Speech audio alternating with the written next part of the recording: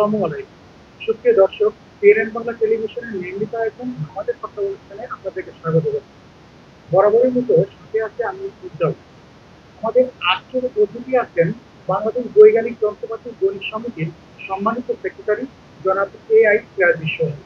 আমরা স্বাগত জানাচ্ছি জনাব এআই সিরাজুল সোহেলকে আমাদের কথা অনুষ্ঠানে। জনাব এআই সিরাজুল সোহেল, আপনাকে স্বাগত আমাদের কথা। আপনাদের স্বাগত। আপনি বাংলাদেশ বৈজ্ঞানিক যন্ত্রপাতি গণিত সমিতির সম্মানিত সেক্রেটারি নির্বাচিত হয়েছেন। কেমন আছেন? কেমন চলছে আপনার দিন? আলহামদুলিল্লাহ, মহান রাব্বুল আলামিনের অশেষ রহমতে ভালো আছে। পরপর দুইবার বাংলাদেশ বৈজ্ঞানিক যন্ত্রপাতি গণিত সমিতির সম্মানিত সেক্রেটারি নির্বাচিত হয়েছেন। আপনার অনুভূতি কেমন? আলহামদুলিল্লাহ, বাংলাদেশ বৈজ্ঞানিক যন্ত্রপাতি গণিত সমিতির সাধারণ সম্পাদকের দায়িত্ব পালন করতে পেরে মহান রাব্বুল আলামিনের কাছে লাখ লাখ শুকরিয়া। এবং বাংলাদেশ বৈজ্ঞানিক যন্ত্রপাতি গণিত সমিতির চৌধুরী ভাই, বর্তমান এবং এর সভাপতি সহ সকল ব্যবসায়ী ও সদস্যগণের প্রতি কৃতজ্ঞতা জ্ঞাপন। 2023 এবং 2024 মেয়াদের সিলেকশন এবং 2025-2026 মেয়াদে বিপুল ভোটের ব্যবধানে জয়যুক্ত হয়েছে, আপনি নির্বাচিত হয়েছেন। যারা আপনাকে এই আসনে বসিয়েছে, আপনার কাছ থেকে প্রত্যাশিত সেবা তারা কেমন পাচ্ছে বলে আপনি? 2024 ও 2025 মেয়াদের সমিতির কার্যনির্বাহী সমিতির সাধারণ নির্বাচনে অনুষ্ঠিত। উক্ত নির্বাচনে সম্মানিত ভোটারগণ আমাদের নেতৃত্বাধীন সম্মিলিত ব্যবসায়িক পরিকল্পনাকে বিপুল ভোটে সংখ্যাগরিষ্ঠ পদে ভোট দিয়ে জয়যুক্ত এবং আমাদের নির্বাচিত করে। আমরা এই কমিটি গঠন করার পর 2024 ও 2025 মেয়াদের সমিতি কার্যনির্বাহী কমিটির সাধারণ নির্বাচন অনুষ্ঠিত। উক্ত নির্বাচনে সম্মানিত ভোটারগণ আমাদের নেতৃত্বাধীন সম্মিলিত ব্যবসায়ী ঐক্য পরিষদ প্যানেলকে বিপুল ভোটে সংখ্যাগরিষ্ঠ পদে ভোট দিয়ে নির্বাচিত করে এবং আমরা কমিটি গঠন করার যোগ্যতা অর্জন করি। কমিটি গঠন করার পর আমরা সর্বপ্রথম ব্যবসায়ীদের যাতে নির্বিঘ্নে নিরাপদে চাঁদাবাজি মুক্ত তাদের ব্যবসা বাণিজ্য পরিচালনা করতে পারে সেই পরিবেশ তৈরির চেষ্টা করি এবং আলহামদুলিল্লাহ আল্লাহ রাব্বুল আলামিনের অশেষ মেহেরবানিতে আমরা সেই কাজটি অত্যন্ত সফলতার সহিত শেষ করতে সক্ষম। বর্তমানে সায়েন্টিফিক ব্যবসায়ীরা তাদের ব্যবসা বাণিজ্য অত্যন্ত সুন্দর পরিবেশে চিন্তা করছে। আপনাদের এই যে সমিতি, এই সমিতিতে কমিটির গঠিত হয়েছে, এই সমিতির কতজন সদস্য বিশিষ্ট এই কমিটি? আমাদের এই বাংলাদেশ বৈজ্ঞানিক যন্ত্রপাতি গণিত সমিতির কার্যনির্বাহী কমিটি 12 জন নির্বাহী সদস্য এবং 6 জন সহযোগী সদস্য, মোট আমরা 18 জন সদস্য। এবং যারা গঠন করতে হচ্ছে একজন সভাপতি, একজন সিনিয়র সহসভাপতি মানে সেক্রেটারি, দুজন সহসভাপতি, বাকি সবাই সাধারণ সদস্য। 1 বছর আগে আপনাদের এই সমিতির নির্বাচন অনুষ্ঠিত হয়েছে। আগামীতে কত বছর পর পর এই নির্বাচন? বাংলাদেশ গণপ্রজাতন্ত্রী বাংলাদেশ সরকারের বাণিজ্য মন্ত্রণালয়ের বাণিজ্য সংক্রান্ত অনুযায়ী আমাদের এই বাংলাদেশ বৈজ্ঞানিক যন্ত্রপাতি গণিত সমিতির কার্যকরী কমিটির সাধারণ নির্বাচন প্রতি 2 বছর পর পর। বাংলাদেশ বৈজ্ঞানিক যন্ত্রপাতির অধীন, অর্থাৎ আপনাদের এই যে বৈজ্ঞানিক যন্ত্রপাতি ইকুইপমেন্ট, কেমিক্যাল, গ্লাসওয়্যার, এই সামগ্রী বিক্রয়ে বাংলাদেশের সবচেয়ে বড় মার্কেট হচ্ছে এই রাজধানীর টিকাটুলিতে অবস্থিত হাটখোলা রোডে এই মার্কেট।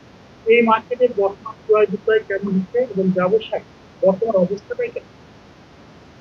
বর্তমানে অন্তর্বর্তীকালীন সরকারের সময় বাংলাদেশ টোটাল সামগ্রিক ব্যবসা বাণিজ্য অবস্থা ঠিক এবং তারাও ব্যবসা ভালো যাচ্ছে। তারের ধারাবাহিকতায় আমাদের সাইন্টিফিক ব্যবসায় ভালো যাচ্ছে। আমরা সকলেই এটি একটা ক্রান্তিকাল সময়। আগামীতে একটি নির্বাচিত সরকার ক্ষমতা আসবে বা নির্বাচিত সরকার আসতে দায়িত্ব নিই, আশা করি ব্যবসা বাণিজ্য স্বাভাবিক হবে বলে আমি প্রত্যাশা করি। আমরা প্রত্যাশা করি আগামীতে যাতে ব্যবসা বাণিজ্য প্রসারিত হয় এবং যারা ব্যবসায়ী আছেন তারা ব্যবসা বাণিজ্যকে চালিয়ে যেতে পারেন, সেই প্রত্যাশা আমরা। আপনাদের সমিতির অধীনে তো অনেক সদস্য আছেন যারা ব্যবসা পরিচালনা করে যাচ্ছেন। কোনো বিশিষ্ট ব্যবসায়ী যদি মারা যান, যারা এই সমিতির অধীনে ব্যবসা করেন, তখন আপনারা কি পদক্ষেপ করবেন? সাইন্টিফিক সমিতির কোনো ব্যবসায়ী বা সদস্য মারা গেলে বা পরগমন করলে আমরা সমিতির পক্ষ থেকে পর্যন্ত তাদের শোক বার্তা চাই এবং প্রত্যেক ব্যবসায়ীর প্রতি সম্মান প্রদর্শন করে আমরা মার্কেটের অভিজ্ঞতার যোগান আদাবেলা বন্ধ করি এবং মূলত ব্যবসায়ীদের রুহের মাঠন কামনা করি।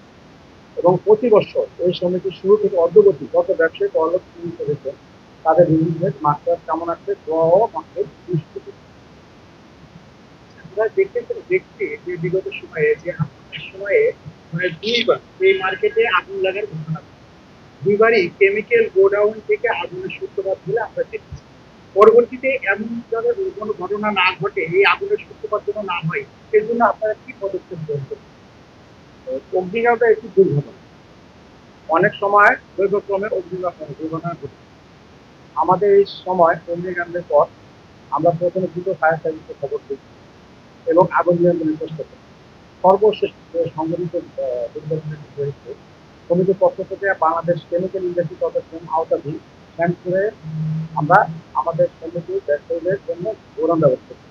ইতিমধ্যে বেশ কয়েকজন প্রায় 20-25 জনের মতো ব্যবসায়ী অলরেডি শ্যামপুরে স্থানান্তরিত হয়েছে। ভবিষ্যতে আমরা সকল কেমিক্যাল ব্যবসায়ীদের অনুরোধ করব, আপনারা আপনাদের কেমিক্যাল ও গোডাউনগুলি নিরাপদ স্থানে বা আমাদের এই বিসিএসি যে কেমিক্যাল গোডাউন যেখানে সেন্টার করা হয়েছে সেখানে তারা করতে করবে। যেহেতু এটা আবাসিক এরিয়া, আবাসিক নিয়ে আমরাও চাবো যে যেটা অধিবাসী বিরুদ্ধে যত কেমিক্যাল গোডাউন দিতে আছে সেটা ঢাকার বাইরে অর্থাৎ ঢাকার আশেপাশে যদি সংকলিত হয় সেই বিষয়ে আপনি পদক্ষেপ গ্রহণ করবেন।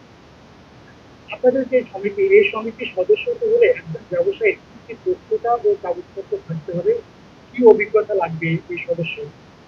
বাংলাদেশ বৈজ্ঞানিক যন্ত্রপাতি বণিক সমিতির সদস্য অন্তর্ভুক্ত হতে হলে প্রথমে তাকে তার বৈধ কেসি, তার ব্যক্তিগত এনআইডি, সিআইএন নাম্বার, ভ্যাট নিবন্ধন সার্টিফিকেট এবং কোম্পানির ট্যাক্স সহ আমাদের সাথে যোগাযোগ করলে আমাদের অফিসে সচিব সাহেব আছেন, উনি তাকে পর্যবেক্ষণ দিতে।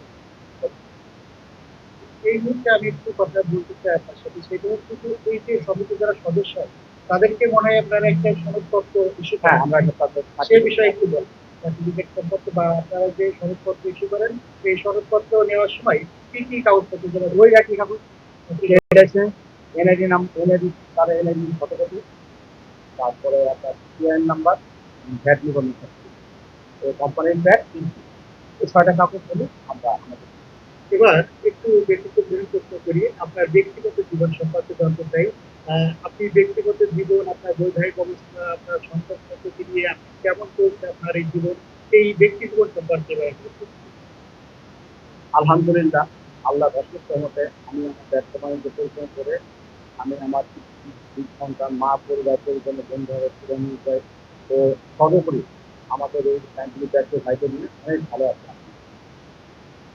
আমরা দেখে থাকি প্রতি বছর এই সমিতির অধীনে একটা এজিএম, কিন্তু 2025 সালে কোনো এজিএম এখনো পর্যন্ত অনুষ্ঠিত হয়নি।